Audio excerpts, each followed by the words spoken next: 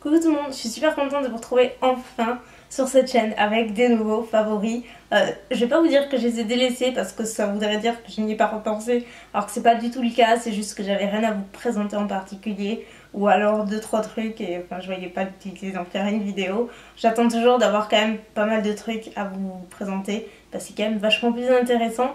En tout cas, je sais pas vous, mais moi c'est ce que je pense. Donc j'ai pas de nourriture, de trucs super bons à vous présenter ce mois-ci. Non pas que je ne mange pas, croyez-moi. Tout va bien de ce côté-là, c'est juste que pas de nouveautés. Donc je vais commencer avec les livres. À défaut de vous montrer des gâteaux et des trucs super bons, je vais vous parler d'un livre de cuisine qui s'appelle en plus Toute la cuisine facile. Il se présente comme ça, il est relativement lourd, relativement gros et tout ce que vous voulez, aux éditions Solar. J'ai même le prix, 15,11 € très précisément. Voilà, il se présente comme ceci avec de jolies illustrations. Il y a donc plus de 270 recettes, aussi bien salées que sucrées, des entrées, des desserts, des plats principaux. Il y a vraiment de tout. Il y a même des recettes de pâte à tartiner. D'ailleurs, je crois que c'est dans celui-ci. Il me semble, enfin bref. On va pas y rester 3 ans. Mais je me suis noté pas mal de recettes à recréer. Il y en a d'autres que je recrée, dont une qui était super bonne, qui paraît simple, qui est simple, hein, qui est pas un truc hyper sophistiqué. Ah voilà, c'est un risotto de coquillettes au jambon. Là vous allez me dire, non mais des coquillettes au jambon quoi, tout le monde sait faire. Sauf que là c'est une cuisson de risotto. Et c'est tellement différent, c'est pas une cuisson classique de pâtes. En fait le truc c'est de choisir déjà des coquillettes relativement grosses, vous savez, pas les petites, les maxi. Enfin moi je prends je crois que c'est des Panzani maxi, un truc comme ça. Et en fait le truc c'est de les laisser imprégner dans du bouillon de volaille pendant assez longtemps justement, jusqu'à ce que ça s'imprègne en fait du goût et que les pâtes soient cuites. Et après on ajoute quelques épices et c'est vraiment pas compliqué du tout, il suffit juste d'avoir un petit peu de temps. La cuisson est un petit peu longue mais c'est tellement bon. Cette recette elle m'a clouée, c'était vraiment très très bon et ça nécessite pas beaucoup d'ingrédients et je vais vraiment la refaire. Et il y a plein d'autres trucs comme ça. Après il y a des gâteaux, donc moi je me suis noté par exemple celui-ci, gâteau à la pistache et à la fleur d'oranger. Je vous parlais de pâte à tartiner maison, il y en a là. Prends-toi ça dans la bouche. Et ça a l'air vraiment sympa. Enfin bref, c'est vraiment un super bouquin qui franchement je trouve n'est pas très cher comparé à tout ce qu'il y a à l'intérieur. Il y en a vraiment pour tous les goûts et surtout c'est des plats voilà, qui sont vraiment faciles à réaliser, qui sont à la portée d'un grand nombre de personnes. Et surtout, je peux pas m'empêcher de ne pas mentionner le livre L'Infini plus 1 que dont j'ai parlé dans ma dernière vidéo lecture du moment. Si vous voulez la voir, je vous invite à cliquer sur la miniature juste à côté. Mais obligée d'en parler juste quelques secondes, de présenter parce que voilà, c'est un gros coup de cœur, un énorme favori et il a largement sa place dans cette vidéo. Donc juste pour celles qui n'ont pas vu la vidéo, je vais vous faire un très rapide résumé. En tout cas je vais essayer, parce que c'est compliqué. Mais c'est l'histoire donc de Bonnie, qui est une superstar de la chanson, qui a tout pour elle, en tout cas en apparence, la gloire, la beauté, la richesse.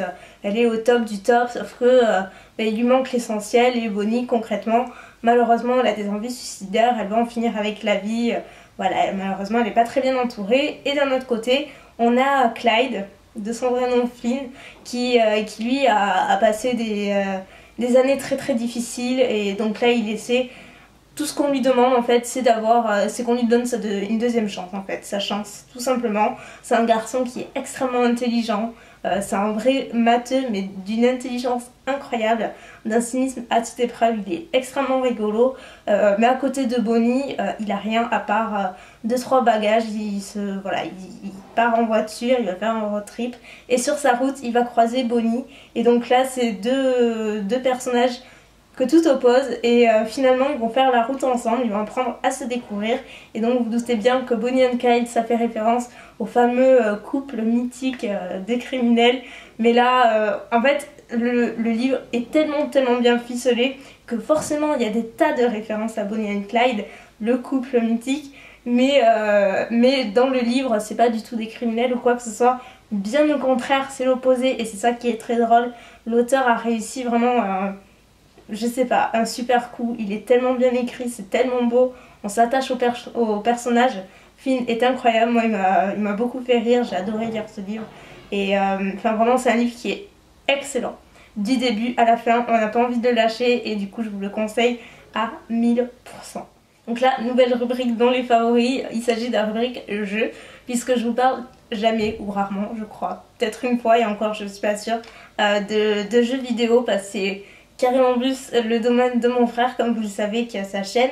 D'ailleurs, si vous voulez avoir, je la mettrai en barre d'infos. Et donc lui, c'est vraiment son domaine, moi un peu moins. Mais j'ai toujours aimé principalement les jeux de DS faciles à emporter, vous savez, quand on s'en va et tout, c'est plutôt pratique. Et ça, j'ai toujours eu une DS, DS, après 3DS. Et voilà, des petits jeux comme ça pour passer le temps, des fois quand on ne sait pas quoi faire. Et c'est vrai que c'est une console que j'aime beaucoup. Et en jeu, j'ai toujours aimé la Maison du Style. Donc je dis pas j'ai toujours aimé parce que ça fait pas 20 ans que ça existe. Mais j'ai acheté le premier, j'ai acheté la nouvelle Maison du Style. Et là, il y a un troisième opus qui vient de sortir. Et du coup, j'ai eu l'occasion de pouvoir la tester en exclusivité avant même qu'elle ne sorte. Donc si vous ne connaissez pas, donc on joue un personnage qui tient une boutique donc, de mode bien entendu, et dont le but va être de se faire reconnaître le plus possible par les clientes et par l'intermédiaire de certains défilés pour se faire connaître par plus de marques, etc. Et c'est vraiment sympa. Je vous mettrai des close-ups si vous voulez de quand je joue pour que vous voyez à quoi ça ressemble. Et dans cet opus là, ce que j'ai aimé, c'est qu'il y a beaucoup plus de fonctionnalités que dans les précédents, surtout dans le deuxième, donc encore plus dans le premier, mais il y a beaucoup plus de fonctionnalités, notamment dans celui-ci, il y a un salon de coiffure qu'on peut gérer, il y a un stand de make-up notamment qu'on peut gérer aussi, et très ironiquement, c'est celui que je préfère le moins gérer, parce que je sais pas, je trouve que c'est pas assez détaillé au niveau des clientes quand elles veulent des demandes, etc. Le salon de coiffure est super bien fait, les coiffures sont très actuelles en fait, et au niveau de la mode c'est pareil. Il y a des tas de nouvelles fonctionnalités, même pour se balader dans les quartiers, il y a beaucoup plus de quartiers, de possibilités qu'avant. C'est un jeu qui est un petit peu addictif, moi ça fait un petit moment que j'y suis maintenant, et j'y joue pratiquement tous les jours. Ou presque, parce que enfin, voilà, j'avance et c'est super sympa. Ça passe le temps, c'est un jeu qui est pas prise de tête, qui est léger et qui est super sympa. Donc voilà, je voulais vraiment vous en parler, que vous voyez un petit peu. Et puis je sais pas, peut-être que vous connaissez déjà, je pense qu'il y en a déjà beaucoup qui connaissent. Et si vous y avez déjà joué, n'hésitez pas à me dire si vous aimez ce genre de jeu. Et voilà quoi. Parce que je pense que dorénavant, peut-être que je vous en présenterai.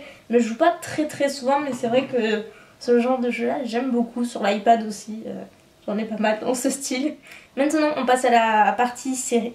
Non, série c'est en dernier, c'est le meilleur pour la fin, à la partie musique. Et donc là, il y a principalement deux albums. Donc le premier, c'est le dernier d'Ellie Goulding, évidemment. En tant que grosse fana, je ne peux pas ne pas le mentionner. J'ai pas de chanson là à chaud à vous mentionner. C'est juste tout l'album en général. J'aime juste trop cette fille, j'aime trop sa voix. J'aime son style, j'aime ses chansons, j'aime absolument tout. Donc que voulez-vous savoir de plus? Après j'ai acheté également le dernier album de Justin Bieber.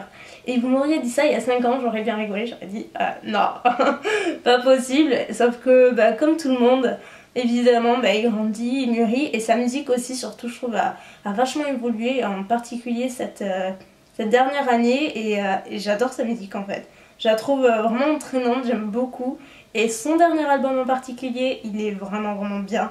Je pense notamment à un morceau que j'écoute, pas en boucle, mais que j'aime beaucoup et qui je trouve un très beau message, qui est Love Yourself, et c'est une superbe chanson. Sinon, en tant que single, il y a forcément le Hello de Adele qui est mythique et qui fait un carton, mais ça c'est Adele.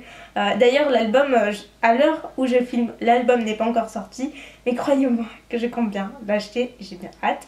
Donc je vous disais que je gardais le meilleur pour la fin, et pour cause donc dans la partie série, je suis trop contente, j'ai découvert une nouvelle série. À chaque fois que c'est le cas, j'ai l'impression d'avoir trouvé un trésor quoi, parce que j'en regarde tellement que j'ai l'impression de toutes les connaître. Et du coup quand il y en a une nouvelle, je suis assez contente. Et il s'agit de la série Empire, et je suis trop étonnée de ne pas l'avoir découvert plus tôt. Je suis très étonnée de ne pas en avoir entendu parler plus tôt. C'est totalement le genre de série que je regarde. Et surtout elle est excellente quoi. Les acteurs sont déments, la musique est waouh. Enfin tout, le scénario, tout. C'est vraiment une série qui est géniale, qui parle de musique principalement. D'ailleurs le producteur, si je me trompe pas, je crois que c'est le producteur ou à un titre près, est Timbaland. Donc là on a vraiment de vrais morceaux issus de hip-hop, de rap et de toute cette ambiance là. Et au niveau du synopsis, en fait c'est le label de musique donc, qui s'appelle Empire, qui est vraiment géré par par la famille des Lyon. Donc à la tête c'est le maître, c'est le boss, c'est Lucius Lyon qui lui donc dirige la compagnie avec ses fils. Donc il a attendez que je ne dise pas de bêtises, 3 fils. Voilà. Et donc dès le premier épisode, il y a son ex-femme qui refait surface, qui sort de prison et qui forcément, elle aussi, fait partie de la compagnie.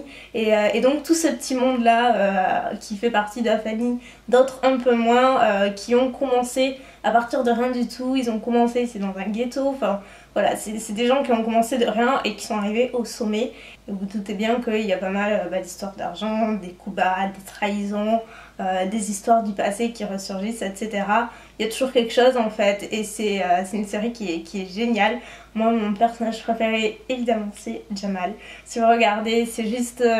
Enfin, sa voix, quoi. Il a une voix en or, ses chansons sont terribles, enfin, toutes, quoi.